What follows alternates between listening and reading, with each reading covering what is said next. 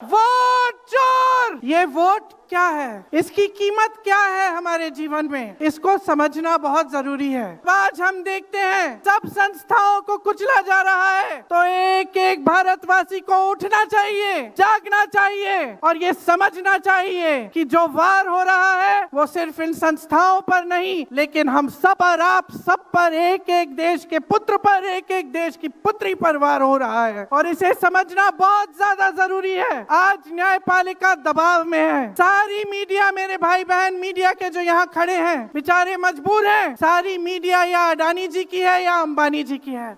आज परिस्थितियां ये है कि पिछले आम चुनाव में मुख्यमंत्रियों को जेल में डाला गया, कांग्रेस पार्टी का बैंक अकाउंट बंद कर दिया गया, भ्रष्टाचार के नाम पे तरह तरह के इल्जाम लगाए गए जिसका कोई प्रमाण नहीं है। ईडी भेजी, इनकम टैक्स भेजा, सीबीआई भेजी और जैसे जैसे जिनका दिल कमजोर था, जो सह नहीं पाए, वो इसकी उनकी पार्टी में शामिल हो गए, वैसे वैसे इनकी वॉशिंग मशीन उनको धोकर उनको पाक बनाती रही। आज संसद को देखिए, मुश्किल से एक सत्र में दो बहस होती हैं और जब हमने कहा, राहुल जी ने मुद्दा उठाया, खड़गे जी ने मुद्दा उठाया कि हमें बहस करनी है चुनाव पे, एसआईआर पे, जिस तरह से वोट चोरी हो रही है उस पे, तो घबरा गए, मानी नहीं बात। अंत में जाकर कैसे माने कि हम वंदे मातरम पर भी चर्चा करेंगे। तो हम संसद में ये बहस करते रहे कि राष्ट्रगीत किसका है, राष्ट्रगीत कैसे बना, राष्ट्रगीत क्यों बना,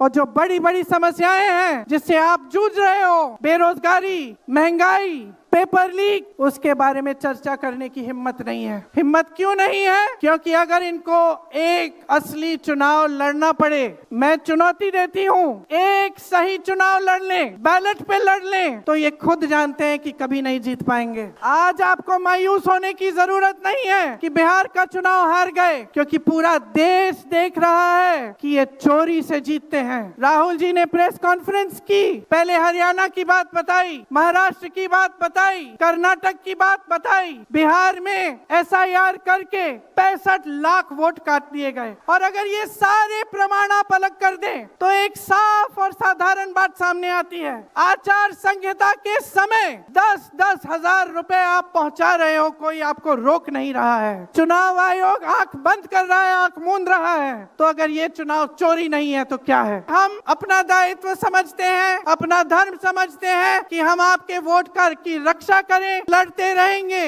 हम कभी नहीं झुकेंगे।